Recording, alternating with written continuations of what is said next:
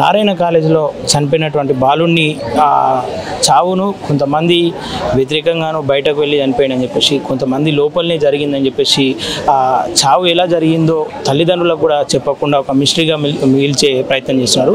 కొన్ని వార్తల్లో కూడా దాన్ని తప్పుదోవ పట్టించే ప్రయత్నం చేస్తున్నారు నారాయణ కాలేజ్ యాజమాన్యం. అయితే వాళ్ళ బాలుడి యొక్క ఫాదర్ ఇక్కడ ఉన్నారు, వాళ్ళకు ఎప్పుడు ఇన్ఫర్మేషన్ ఇచ్చారు ఏంది అని చెప్పేసి అడిగి తెలుసుకున్నాం.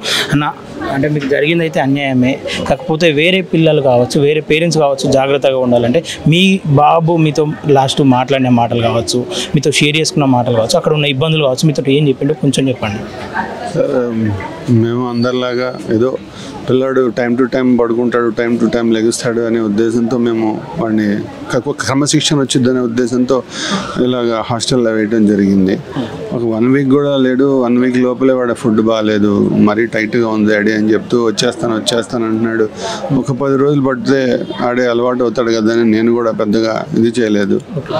సో మా అనుమానం ఏంటి అంటే, ముందు రోజు 20వ తారీఖు మిస్ అయిన వ్యక్తి తర్వాత రోజు ఎలాగా దొరికాడు, అసలు మేము వెళ్తే రెస్పాండ్ ఎందుకు అవ్వలేదు.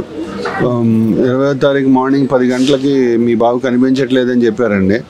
సో చెప్పిన వాళ్ళు హాస్టల్కి ఫోన్ చేస్తే ఎవరైతే ఫోన్ చేశారో వాళ్ళ రెస్పాండ్ అవ్వలేదు. ఇక అందుకని వాళ్ళ మదరు, నేను ఊర్లో లేను, వాళ్ళ మదర్ వెళ్ళిపోయింది. వెళ్ళి మాకు మా పిల్లాడిని చూపించండి ఏంటి అంటే, ఎలా వెళ్ళాడు అంటే, వాళ్ళు వెళ్ళంగానే వాళ్ళు చెప్పిన మాట ఏంటంటే, మీ బాబు వెళ్ళిపోయి ఉంటాడండి గోడ దూకి, మీరు మీ చుట్టాలను కనుక్కోండి, మీ ఊర్లో వాళ్ళని కనుక్కోండి అన్నారు. మా పిల్లోడు ఖచ్చితంగా సీసీ కెమెరాలో బయటికి వెళ్ళాడని కనిపిస్తే కానీ మేము మా చుట్టాలను అడగమండి, ఎలా అడుగుతాము అని చెప్పే పాయింట్ మీద మా మిస్సెస్ గట్టిగా అడిగితే, సీసీ కెమెరాల దగ్గర తీసుకెళ్ళి ఈ నొక్కి అందులో ఇది పని చేయట్లేదు, అది పని చేయట్లేదు అని చెప్పారండి. అలాగా 3 వరకు గణించారు. ఈలోపు మేము బయట పిల్లల్ని అడుగుతూ ఉంటే మా మిస్సెస్ లోపల కూర్చోండి మేడం, పిల్లలకి డిస్టర్బెన్స్ అవుద్ది అది ఇది అన్నారు. సో అది అయిపోయిన తర్వాత ఇంకా ఇలా కాదు, వీళ్ళు సీసీ కెమెరాలు గట్టిగా మేము అడిగితే చూపించారు, ఎక్కడ ఏది కూడా వర్కౌట్ అవ్వట్లేదని చెప్పారు. అప్పుడు మా మిస్సెస్కి డౌట్ వచ్చి నాకు ఫోన్ చేస్తే మా ఫ్రెండ్ని పంపించాను. ఆయన వెళ్ళి చాలా గట్టిగా అడిగినప్పుడు ఆయన చెప్పిన మాటలు, వాళ్ళు సీసీ కెమెరాలు ఆయన ముందు చూపించినా కానీ పని చేయట్లేదని చెప్పారు. అప్పుడు 100కి ఫోన్ చేస్తే వాళ్ళు పోలీసులు వెంటనే వచ్చారు. వాళ్ళకి చూపించేది కూడా కొంచెం చూపించారు, సరిగా చూపించట్లా. ఇట్లా కాదని మా ఫ్రెండ్ ఏం చేశారు, హైతనగర్ పోలీస్కి వెళ్ళి కంప్లైంట్ చేశారు. కంప్లైంట్ చేయగానే పోలీసులు రియాక్ట్ అయ్యి వెంటనే రాగానే ఈలోపు వాళ్ళు సీసీటీవీ పని చేస్తున్నాయి అన్నీ అని చెప్పి, మీ అబ్బాయి 1:54 కిందకు వచ్చాడండి అన్నారు. మరి కిందకి ఎలా వస్తాడు, వార్డెన్లు ఏమయ్యారు, తాళాలు ఏమైనాయి, కిందకి ఎలా వెళ్ళాడు, సో మీరు ఎందుకు సమాధానం చెప్పట్లేదు దానికి. సరే అది అయిపోయింది. మీరు ఆ రోజు ఇంకా మరి కింద వరకే చూపించారు, మిగతా బయటికి ఎలా వెళ్ళాడు అనేది చూపించలేదు. సో మరి దాని సంగతి ఏంటండి అంటే, రేపు పొద్దున్న రండి చూపిస్తా ఉన్నారు. మేము కూడా కామ్గా వెళ్ళిపోయి పోలీస్ స్టేషన్లో చెప్పి వచ్చేసాము. 2:30కి ఫోన్ చేసి మీ బాబు కనిపించాడండి, పోలీసులు ఫోన్ చేసి హాస్పిటల్లో ఉన్నాడు, కరెంట్ షాక్ తగిలిందని అన్నారు. మాకు వెంటనే డౌట్ వచ్చింది. సరే మా మిస్సెస్ వెంటనే బయలుదేరింది. రాత్రి 2 గంటల టైంలో బయలుదేరి వెళ్తూ ఉంటే దారిలో మా మిస్సెస్కి ఫోన్ వచ్చింది మేనేజ్మెంట్ నుంచి, మీ బాబుకి ఇలా షాక్ తగిలి పడిపోయాడండి, మళ్ళీ రిటర్న్ వస్తూ మొన్న 2 గంటలకు వెళ్ళిపోయాడు, రిటర్న్ వచ్చేటప్పుడు ఇలాగా షాక్ తగిలిందని చెప్పారు. కావాలంటే మీకు వేరే వాళ్ళకి కూడా చెప్పారండి ఇదే మాట, వాళ్ళ చేత కూడా చెప్పిస్తాను నేను. వీళ్ళు చెప్పిన మాట ఒకటి, ఆ రోజు 8ంటికి జరిగిందని అంటున్నారు. ఇప్పుడు పంచనామా వస్తే కానీ తెలియదు మాకు. ఒకవేళ బయటకు వెళ్ళిన అబ్బాయి ఇంటికి రాకుండా అక్కడికి ఎందుకు వెళ్ళాడు? చూస్తున్నారు కదా, హాస్పిటల్లో కావచ్చు, అటు పోలీస్ వ్యవస్థలో కావచ్చు, పూర్తిగా కేసును తప్పుదోవ పట్టించే ప్రయత్నం చేస్తున్నారు. ఈ పేరెంట్స్ అంటే కొంతమంది ఆ డబ్బు కోసమో దేనికోసమో ప్రయత్నంగా వీళ్ళు ఇట్లా మాట్లాడుతారని చెప్పేసి అనుకోవచ్చు. వీళ్ళు ఆర్థికంగా కూడా బలమైన వ్యక్తులు. మా బాబు కావచ్చు, మా అబ్బాయికి జరిగినట్టు ఇంకే అబ్బాయికి జరగద్దు కాబట్టి మేము ఈరోజు మాట్లాడుతున్నాం. మా అబ్బాయికి ఖచ్చితంగా ఎలా చనిపోయాడు ఏందని చెప్పేసి ఆధారాలతో సహా బయట పెట్టాలని చెప్పేసి వాళ్ళ పేరెంట్స్ అయితే కోరుకుంటున్నారు. ఓకే, ఇక్కడే గతంలో చాలా రోజుల నుండి నారాయణ కాలేజీలు కావచ్చు, శ్రీ చైతన్య కాలేజీలు కావచ్చు, వాటిపైన పోరాటం చేస్తూ పిల్లలు చావు వరకు వెళ్ళొద్దు అని చెప్పేసి అనేక పోరాటాలు చేసినటువంటి సుప్రీంకోర్టు అడ్వకేట్ క్రాంతి కుమార్ ఒకసారి మనతో ఉన్నారు. ఒకసారి ఆయనతో మాట్లాడదాం. అన్న నమస్తే. నమస్తే. గతంలో కూడా ఫైట్ చేసిరు, పిల్లలు చనిపోకూడదు అది అని చెప్పేసి ఇక్కడ ఈ ఇన్సిడెంట్ జరిగింది, ఎట్లా చూసుకోవచ్చు అనేది? ఇక్కడ కొన్ని ఇంపార్టెంట్ కోణాలు అయితే మనం ఖచ్చితంగా చూడాలి. అందులో ముఖ్యమైనది ఏంటి అని అంటే, ఇప్పుడు మీరు కనుక గమనిస్తే ఆ అబ్బాయి 2:00 AM మొన్న నైట్ కిందికి దిగినట్టుగా ప్రూఫ్ ఉంది, బయటికి పోయినట్టుగా ప్రూఫ్ ఏం లేదు. 2:00కి కిందికి దిగినట్టుగా ప్రూఫ్ ఉంది.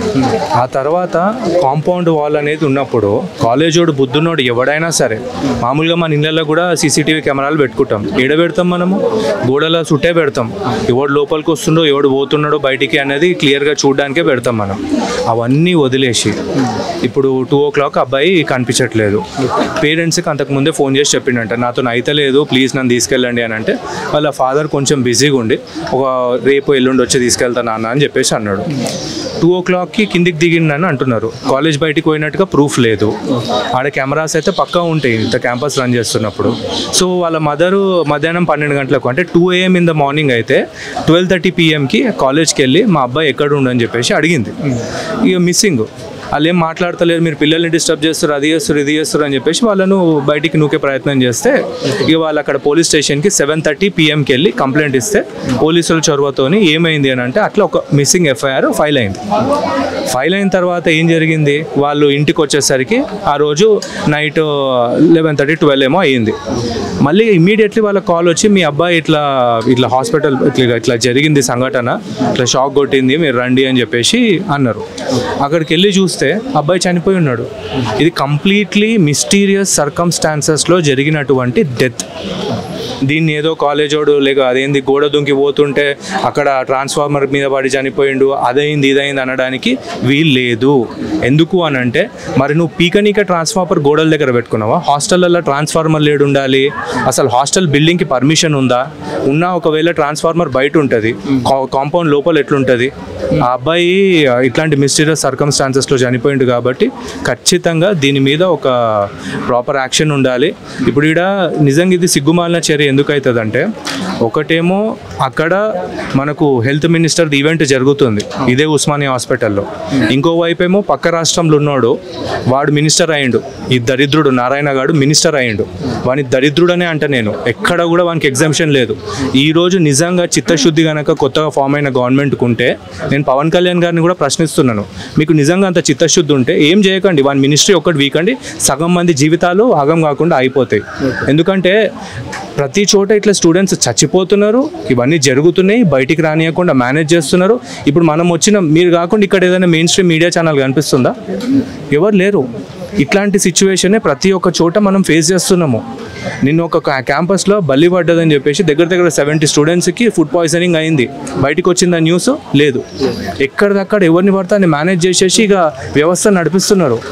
పిల్లల జీవితాలంటే వీళ్ళకి వ్యాపారం అయిపోయింది. అది మాత్రం ఖచ్చితంగా జరగనివ్వము.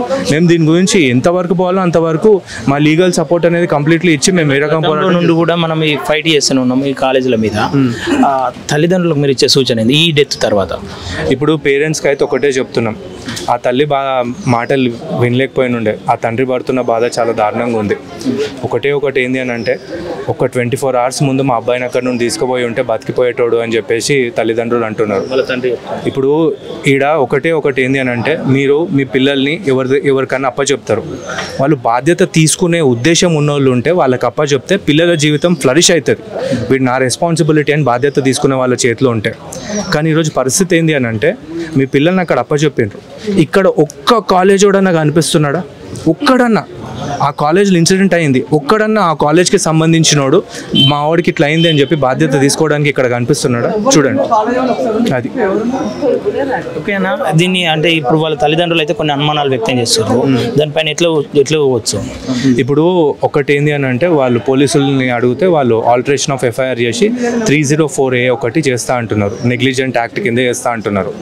ఇది అదేంది సస్పీషియస్ సర్కమ్స్టాన్సెస్లో డెత్ జరిగింది కాబట్టి అక్కడ ప్రాపర్ ఇన్వెస్టిగేషన్ చేసి ఏం జరిగిందో తెలియదు, ఎవడన్నా కొట్టిండా? ఎందుకంటే నారాయణ కాలేజ్ వాళ్ళకు బాగా అలవాటు, చిల్లరగాళ్ళని రౌడీగాళ్ళని పెట్టుకొని పేరెంట్స్ మీద దాదాగిరి చేసుడు బాగా అలవాటు.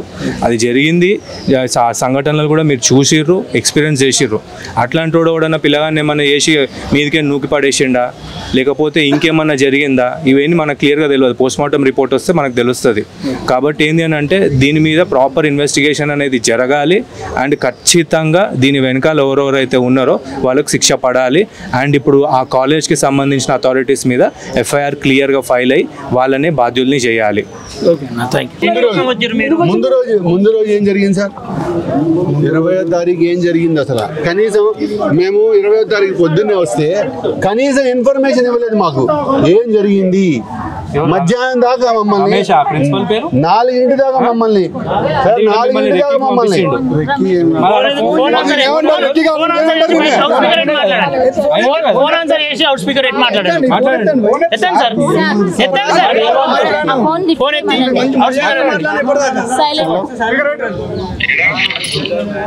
ఇక్కడ ఉన్నా మార్చి దగ్గర ఉన్నా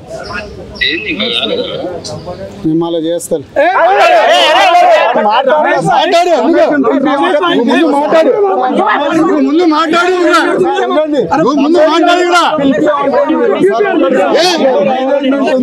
మేనేజ్మెంట్ సార్ కానీ మేము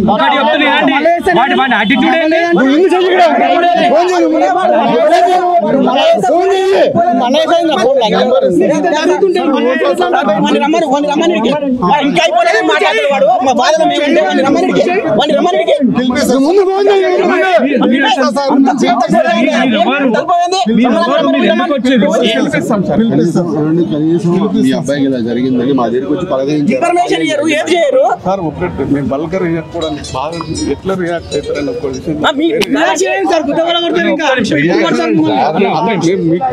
అవుతారని చెప్పాలా చెప్పాలి ఫోన్ చేయబోయి ఇంకా అయిపోలేదు అని మాట్లాడుతుండే. ఇంకా అయిపోలేదా ఏంది? ఇంకా అయిపోలేదా అంటే ఇది మీకు రొటీనా? చౌడా అవుతుంది కిస్సా వస్తే రొటీనా ఇది మీకు? లేకపోతే లంబ చౌడా అవుతుంది. మంచిగా చేయండి. ఇంకా కాలేదా? మా అబ్బాయి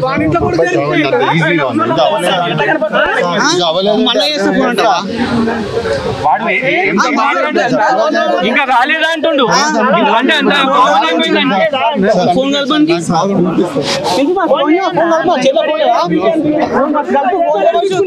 ముందు ఫోన్ చేయను.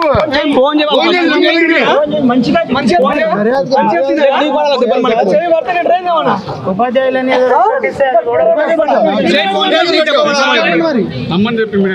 ఎవరు మాట్లాడుతుంది విషయం ఏంటంటే ఎంత మంది ఫోన్ అదే ఇంకా రాలేదా అంట ఉంది వాళ్ళకు. ఇంత కామన్ ఉన్నది. ఫోన్ ఎత్తాడు నువ్వు మళ్ళీ ఫోన్ అయితే లేపినాక ఇక్కడికి రారు. ఇక్కడికి రావాలి, హాస్పిటల్ కాడికి రావాలి, బయలుదేరి రారు.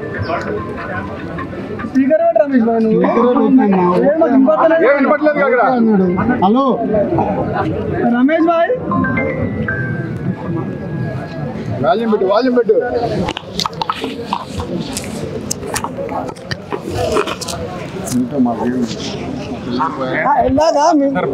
ఇంత సిగ్గు ఏమో మాట్లాడితే సార్ పేరెంట్స్ ఉన్నారు సార్ మనం మాట్లాడుతున్నారు. ఏం జరిగిందో మీకైనా తెలుసా? మీకైనా తెలుసా ఏం జరిగిందో? 20వ తారీఖు తెల్లవారుజామున మిస్ అయినవి. మీరు ఫస్ట్ సీసీ కెమెరాలు చెక్ చేసుకొని పిల్లోడు ఉన్నాడా లేదా అని చూడాలి కదా. మీరు చూడకుండా మీ పిల్లోడు బయట ఎక్కడికో వెళ్ళిపోయాడు, మీ చుట్టాలకు కబుర్లు చేసుకోండి అని చెప్తే దాని అర్థం ఏంటండి? దాని అర్థం ఏంటి సార్? మేము వచ్చి మా పిల్లాడికి అంటారు, మేము గ్రౌండ్లోంచి బయటకు వెళ్ళేది ఫుటేజ్ ఉంటేనే మేము మా ఫ్రెండ్స్కో మా ఫ్యామిలీకో కాల్ చేస్తామని చెప్పాం. కాబట్టి మేము గట్టిగా కూర్చున్నాం కాబట్టి సీసీ కెమెరా దగ్గర కూర్చోబెట్టారు. అక్కడ సీసీ కెమెరాలు పనిచేయలేదన్నారు. ఇక అంత ఉపయోగం ఏంటి? పోలీసులు వచ్చేదాకా మీరు కనీసం ఫుటేజ్ తీయలేదు. రాత్రికి మేము పోలీస్ స్టేషన్లో కంప్లైంట్ చేసి మళ్ళీ రిటర్న్ రిటర్న్ వెళ్ళిన తర్వాత మీరు మళ్ళీ పంపించారంటే పోలీసులతో మాట్లాడుకొని ఇక్కడ ఏం జరిగింది? పొద్దునుంచి లేని మనిషి మళ్ళీ ఏం చెప్పారు? శ్రీనివాసరెడ్డి అనే వ్యక్తికి ఫోన్ చేస్తే ఎవరైతే నాకు వాళ్ళ ద్వారా నేను మా అబ్బాయిని జాయిన్ చేశానో వాళ్ళకి ఏం చెప్పాడు అంటే, పిల్లాడు మళ్ళీ రిటర్న్ వచ్చేటప్పుడు దానికి కరెంట్ దీనికి తగులుకున్నాడు అని చెప్పారు, ట్రాన్స్ఫార్మర్కి తగులుకున్నాడు అని చెప్పారు. అసలు ఒక్కొక్కరికి ఒక మాట చెప్తే దీన్ని మేమేం అనుకోవాలి? ఈ మాట చెప్పారండి. నేను వాళ్ళ దగ్గర రికార్డింగ్ తీసి చూపిస్తా. 100% తప్పు జరిగింది సార్, జరగలేదని నేను అనట్లేదు. 100% తప్పు జరిగింది. ఇప్పుడు జరిగింది, రాత్రిపూటే జరిగింది అనుకోండి సార్, రాత్రిపూటే జరిగింది అనుకోండి. చెప్తా ఒక మాట,